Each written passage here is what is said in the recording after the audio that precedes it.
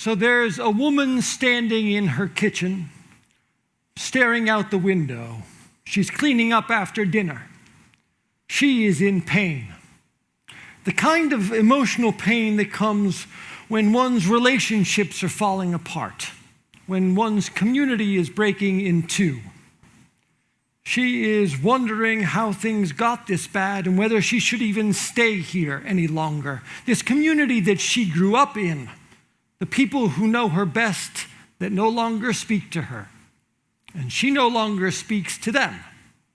Now, it's an important issue that they're in conflict over. I don't want to minimize it. It's a question of who can be a member of this intentional Christian community and who can't. Who can own a house? Who can pass it on to their children? Who are we going to be together in community? This is not trivial. This touches on our deepest values. She looks out her window across the street to a neighbor's house, a woman who strongly holds the opposite view about who belongs and who doesn't, and also appears to be suffering. Her hands still wet from washing dishes.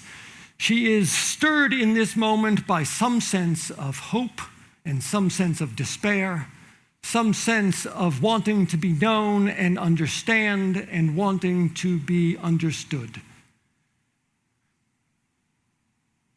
She wants something to change, to not give in, to lean in and to discover her own courage. So she dries her hands, she walks across the street, up the stairs to her friend's house, knocks on the door, and waits. The woman comes to the door, surprised, and says, "Nancy Laurel, is everything okay?" And Nancy says, "No, it's not okay. Can we talk?"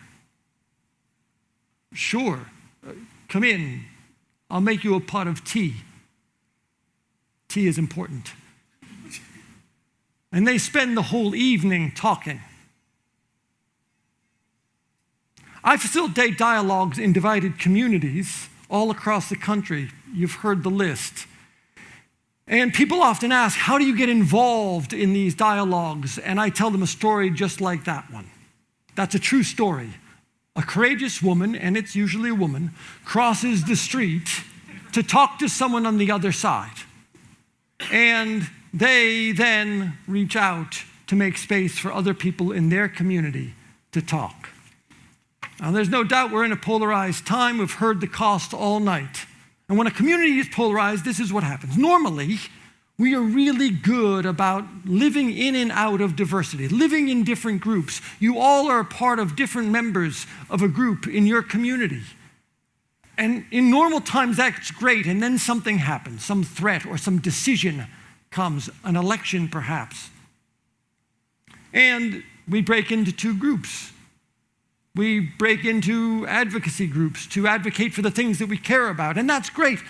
If it goes well, we make a decision, and then we go back to being a community again. And if it doesn't, then we get stuck. And we become nothing but that group. And people become flat, defined by a single characteristic, begin to see each other as opponents and then enemies.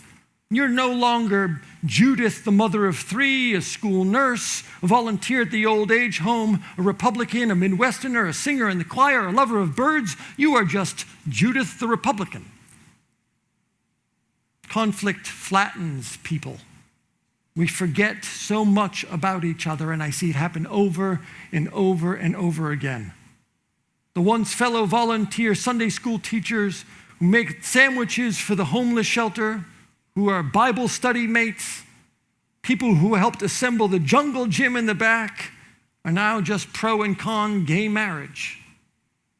We reduce each other to a single story, a flattened single identity. All else is forgotten.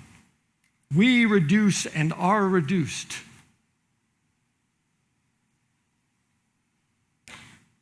And the pattern continues until we divide each other into smaller and smaller parts and we become caricatures.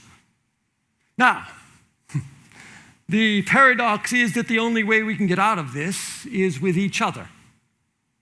So the only way that I can unflatten myself in your perception is with the person I fear the most. It feels impossible, it feels circular, but it's possible. And as Gabe said, there's no one coming to our rescue in this moment. There's no leader that is going to emerge to save us.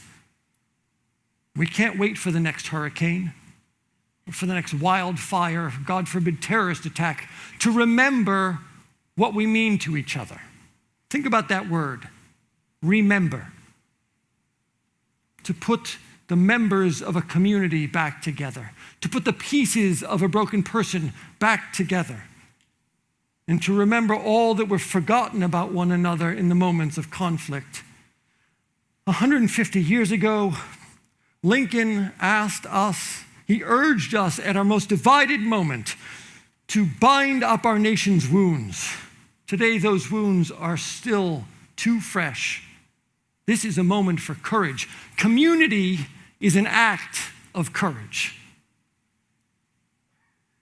Courage comes from the French words courage, coeur, heart. This is the time of the heart.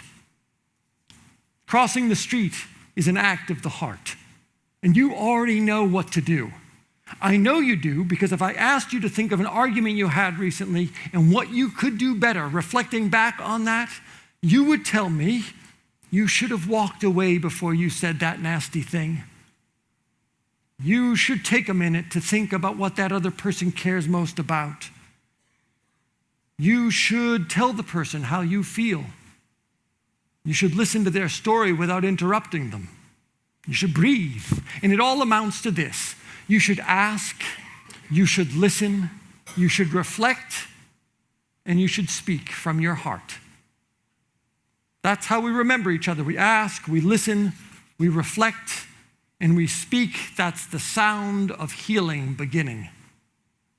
Ask a question that allows somebody to speak about what's really important to them. Ask them to tell you the story behind their belief. Listen to the answer with an ear to hear, not their faults, not an insult, but to what they really care about. Reflect on what you care about. Reflect on what's most important to them. Breathe, pray, walk. Speak. Speak not to convince somebody, but speak to be understood. Tell them your story, because nothing cuts across boundaries better than our stories. Ask, listen, reflect, and speak. You can do it for yourselves. You can do it for each other. The first lesson I got when I went to grad school for conflict resolution, my professor said, listen, this is all about making space for people to meet each other in new ways. Right? If your friends are fighting, put up some Danish and some coffee and invite them over to talk. You don't need professionals like me. You have what it takes in your own lives.